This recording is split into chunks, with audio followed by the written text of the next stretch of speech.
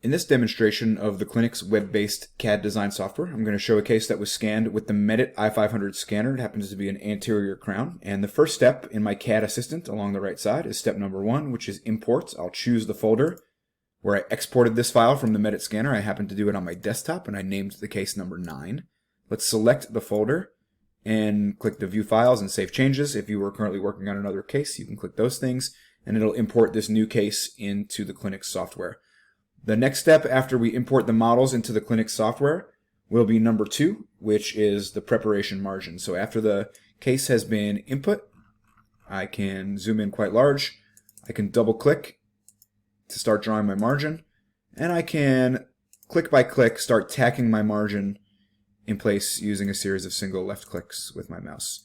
Those of you that have used the CRX software before will be very familiar with this process, as it's quite similar, and actually it's pretty similar in most softwares, including the Medit scanner. You could also put your margin line in place in the Medit software natively in Medit Link, and the margin line will automatically transfer into CLINUX, so you can actually avoid this step.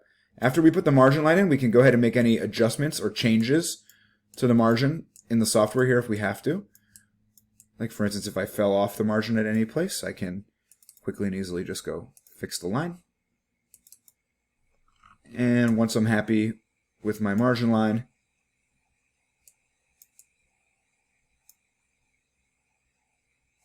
we can move on to the next step. So now that we've got the margin in place, let's click the next button.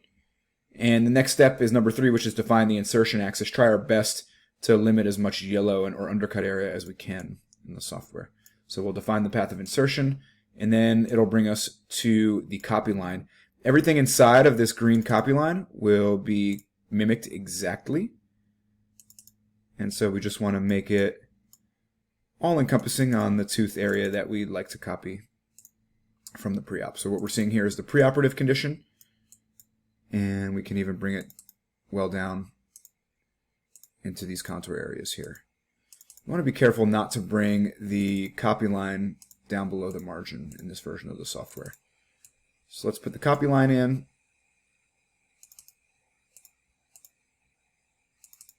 And let's click the next button. Once we click next, we're going to get a proposal for the restoration. You can see we have a very nice proposal here. It looks very good. And now we can make any edits to the restoration that we need. Over here in the Models tab, I can make my maxillary arch opaque or transparent, so we can make the models go away. I can bring in the opposing arch as well with any change in opacity here, and certainly the preoperative condition I can bring in as well. So I can turn the crown off, I can bring the pre-op on, and now I can bring our crown back. Down here in the Tools window, I can make any changes to the interproximal contacts or the occlusal contacts. We can even adjust the contacts through the adjacent dentition. So if, for instance, if I'd like to smooth the contact, I can take my smooth tool and I could smooth that contact down. Or if I'd like to take a little bit of the contact away, I can click the subtract here and I can lighten that contact up. Same here on the other side. And work on my contact. I could also use the add and subtract tools to add or subtract material from the incisal edge, for instance. So I can either add material out here, or I can subtract material here to change the form and contour of the tooth as much as I need. But overall, our proposal is looking pretty good. Let's go to the next step, which is to review. And finally, the last step will be to click the Export button down here in the lower right. The restoration has been exported right back into the same folder where we started. And now what's really cool is I can open up my Rayware software, like for Sprint Ray, and I can click Add, and I can go right back to the desktop, that crown number 9, and now you can see I have a restoration STL file right here.